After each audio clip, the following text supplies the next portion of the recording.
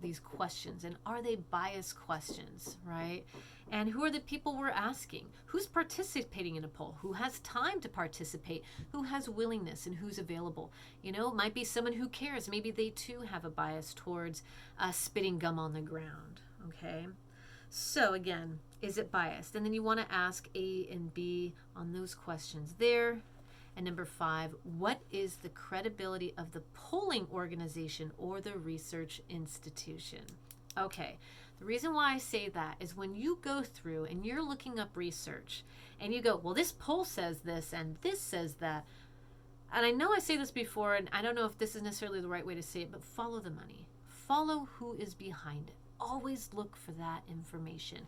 Because let's be honest, a lot of times when there's polls and there's organizations, there's usually something behind it, whether it's political, whether it's financial, whether, it's business. There's always something. It's usually political or financial, that there's always going to be backing some kind of polling. Not always. Not always. There's a lot of times where you're going to see non-biased organizations, nonprofits, things that are not going to need money or a political gain in order to get the answer that they want. Those are the things that you ultimately want to look at.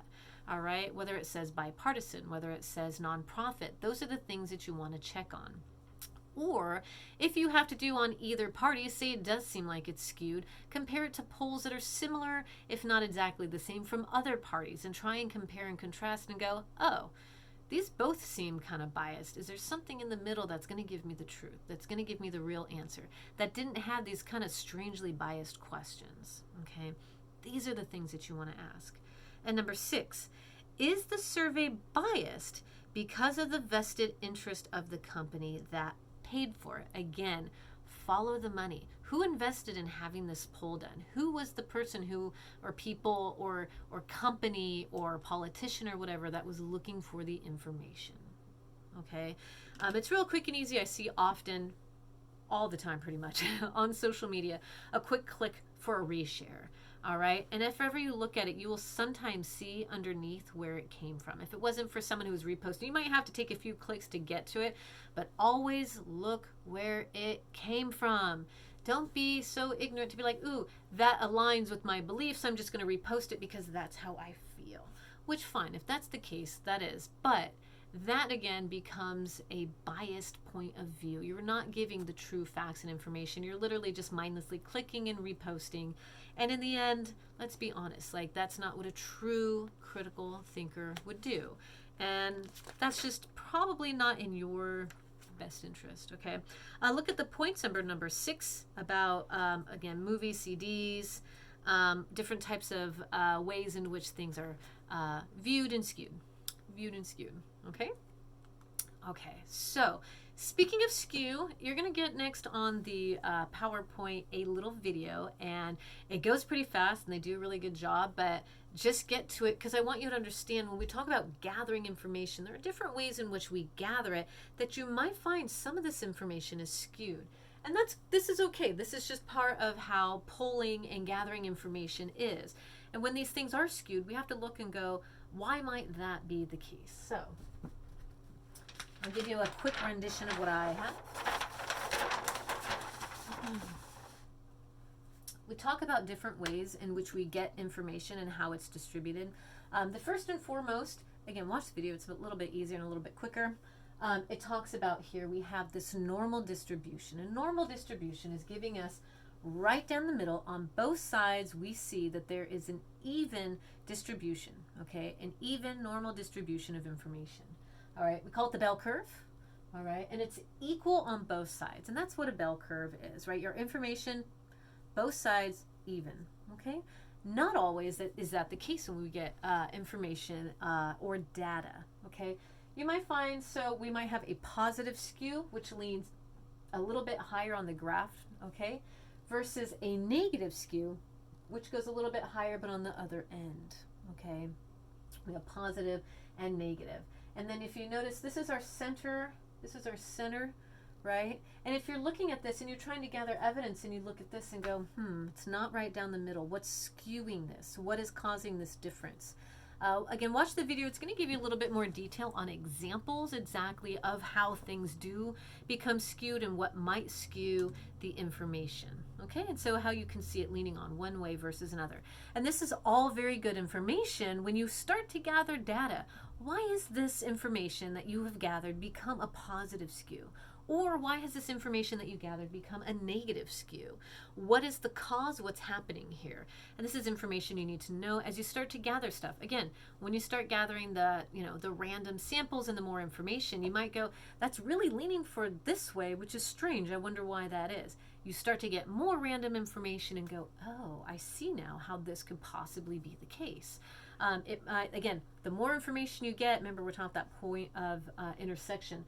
The more information you get, the more this bell curve might change, all right? Whether it's skewing in the positive or if it's skewing in the negative. Okay, so really quick, because I know many of you use statistics and you might not realize how often that you use statistics. It's pretty much all the time. If ever you watched How I Met Your Mother, Barney's always trying to be like 75% of blah, blah. And Ted calls him out. He's like, you realize you always use 75 or 73% of something all the time? Anyways, calls him out. That's not a real statistic. That's not a real statistic, he always says. Y'all, I got Hulu. I just put this stuff on repeat. Okay, so what other ways do we use statistics? Many of you love sports. I am a huge surf fan. I actually used to watch football. It's been a long time. Long story. I just don't really watch it so much anymore. Okay, the truth is I'm a Bronco fan, and we suck. So I'm like, I love my Donkos, as my dad and I call them Donkos. So to save myself from hurt, I don't really watch the Broncos. At least I didn't this season. So anyway, so if you're a huge sports fan, you will find that sports and individual teams, again, as a surf fan, statistics are everywhere. These are huge. A lot of times people, when you're doing the fantasy football, man, you need to know these statistics. Some of you might not realize how good at statistics you really are based on how much money you win in these football games, okay? So when you kind of start to think of that, you could see why they're very important. Politics obviously uses statistics all the time and just about everything to quote-unquote prove a point. Doesn't matter which side you are on, they all do it. It just is what it is. A lot of times politics also try and use it to kind of either make a point or make a law or make a thing, right? So I guess if you made the law about the birds who, whose quote unquote stomachs were exploding because they were eating rice, maybe they had said randomly throughout some statistics about how many birds die and why they had to make it a law, which is pretty much a lie. So I don't know where they would have gotten that statistic, but they might have used that in their argument to make the law. So that's how that stuff goes, okay? All right, so that being the case, people also use statistics in workplace popularity of certain benefits. So if you're at a job and say your job doesn't have benefits for vision, it might just be that the population, the popularity of needing vision probably isn't very big. Or you might have it where, yeah, they do have vision because it's incredibly important because it is something that you kind of need to see to do your job. I mean, just saying. So a lot of times they do have benefits for that.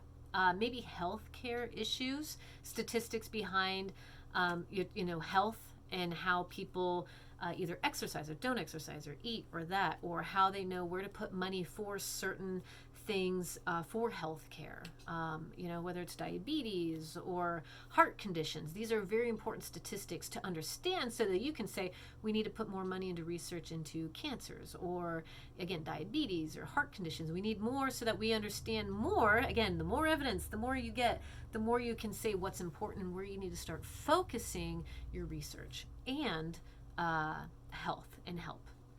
Okay, business and profit analysis, absolutely. Statistics are incredibly important there because you need to understand where are you making the money and where are you not making the money. Okay, what are the statistics behind how many people buy paint in the winter time, and is it worth putting money into developing a better machine to dispense paint or whatever? Or is it like, well, you don't really sell enough, the statistics show that not enough people purchase enough or care enough or whatever to be willing to put money into blah, blah. So anyway, examples there. And then again, advertising, and the question is, what do people buy? All right, so we're talking right now about the television analysis, and when we're talking about moral values and stuff. But as we move forward, we're actually going to be talking in our next assignment about advertising. Okay, and data and research that people use in their advertising. Why do you think so much money is put into advertising during the Super Bowl? What would you think is the purpose behind that? You could say that statistics show that, 85% of the American population watches the Super Bowl, whether it's for the gathering, whether it's for the food, whatever. There's all kinds of statistics. But when you put money into something and you get that one view that is pretty guaranteed based on the statistics, to them it might be worth putting in $500,000 plus. Oh my God, there's probably so much more. I really don't know enough about the commercials to know how much, but I'm pretty sure it's lots and lots of money that they put into for these commercials just for that one moment of fame, so that all these views and eyes can see it. Because sometimes those commercials live in infamy. And there used to be a show that said Super Bowl's greatest commercials, and they would run a TV show with all of the Super Bowl commercials. There was a show with commercials, right? So we're watching a TV show about commercials, and there's commercials in between, just to watch a show about commercials. Wild, man. Wild. So anyway, that's just an important part of statistics that you're going to need to know. So on page, I have it on here, page 131. Let's see, we've got skirt 131. Sobering statistics here. So something to kind of read for yourself here is understanding how we're going to utilize the vocabulary words in the stuff that we're reading. So I'll read to you really quick on page 131. You could either do it on yourself, fast forward, whatever you got to do, to kind of understand the study between students and alcohol use. And there's a few sobering statistics on how drinking too much too often can put a serious damper on your dreams of achieving academic glory, or even your dreams of just graduating. According to the CORE Institute, an organization that surveys college drinking practices. By the way, what's your first instinct here? You want to go to CORE Institute, find out where's the money, right? Who is this? Who is the CORE Institute, and why are they surveying students? Get your information there.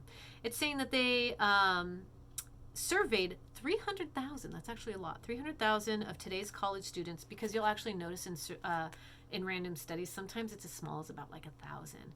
You'd think that they would do more. So 300,000 is actually a really good number, I personally think.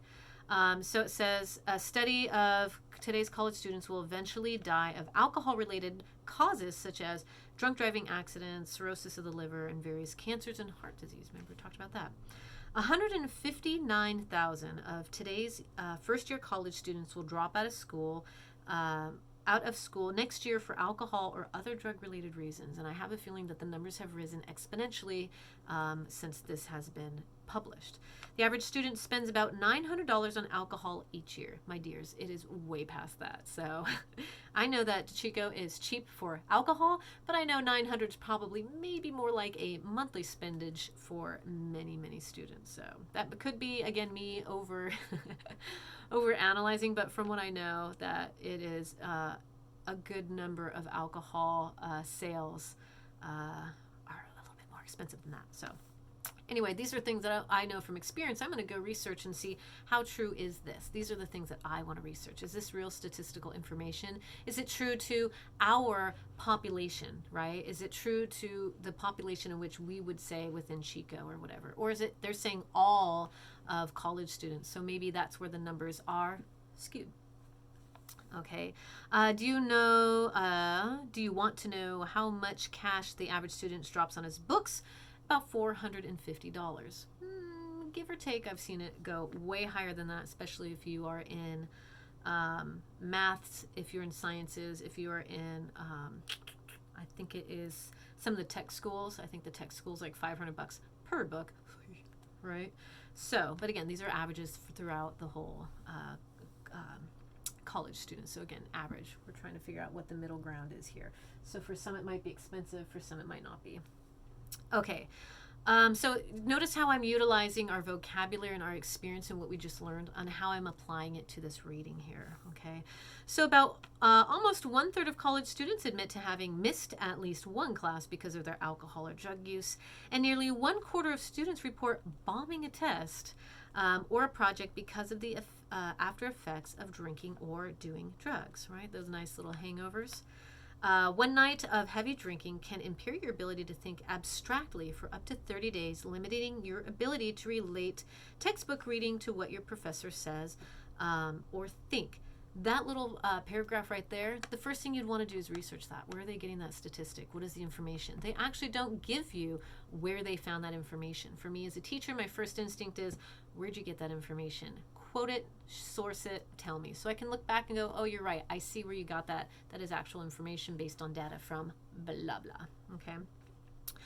So 90% of all campus rapes occur when alcohol has been used by either the assailant or the victim. Again, we know that we are currently working within a very knowledgeable rape culture. We really have to pay attention to that. So this statistic, again, as old as this book is, I believe it's 2016. This is 4 years old. Things have gone a lot different in our understanding of that particular statement. Research it, and see what's really going on there. At least 1 out of 5 college students abandon safe sex practices when they're drunk, even if they do protect themselves when they are sober. Okay, so another thing to check on their facts. And then 60% of college women who are infected with STDs, including genital herpes and AIDS, report that they were under the influence of alcohol at the time that they had intercourse with the infected person, right? So they're talking about all of a sudden, our inhibitions are lowered and we just say, caution to the wind, okay? According to the Centers of Disease Control, 1 in 1,500 college students is HIV positive, and the fastest growing population of American people infected with HIV are teenagers and young adults. Question here, is there a correlation between that and alcohol? Okay, so anyway, go ahead and look on page 32 about how that research is done and really understanding how are we applying the information that we know about statistics, about the evidence, and how are we going to pull this general, our own general statistical generalization based on this information, okay? I don't like to take things at face value. I like to make sure I research it, especially if you're going to throw something out at me without the research. I'm like, where did you get this information, and how is this true? Like, what is this? Always, always, always go, is that true? Even if it seems like it might just be. That sounds very right. That sounds like it could be. But let's find out the truth. Okay, so again, when we're looking at information where someone's telling us something, especially to get an emotional rile out of us or to really kind of hit home, when you kind of hear someone, when they start to use an emotional type of influence on, especially a beginning statement, sobering statistics on how drinking too much can often put a serious damper on your dreams. For some reason, when I first read that, my first instinct is you were trying to pull me in a direction, okay? Whenever someone starts to use something like interrupting your dreams, these abstract, statements about love or hate, you can always go, all right, you're starting to try and tell me something. What is it you really want to say, all right? So anyway, go through, utilize these vocabulary words on this reading so that you can find that the statistical evidence is sobering, right? So that's the research that you are going to do as well. Last but not least, very important to understand that the results that we find, they don't prove anything because evidence is not 100%. We're not proving something, and I apologize if I've said that before and it comes out, it is habitual, I apologize.